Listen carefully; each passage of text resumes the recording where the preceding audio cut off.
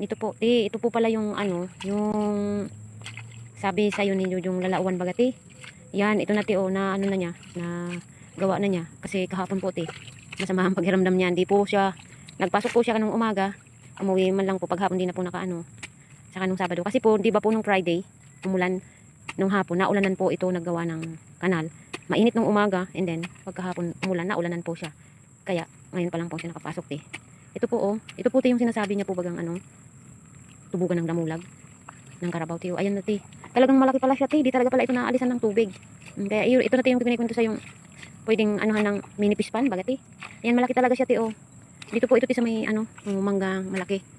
Tapangat ng manggang malaki ni May Ason. Ayan po Tapos yung kawayan bagating. Ayan Ayan.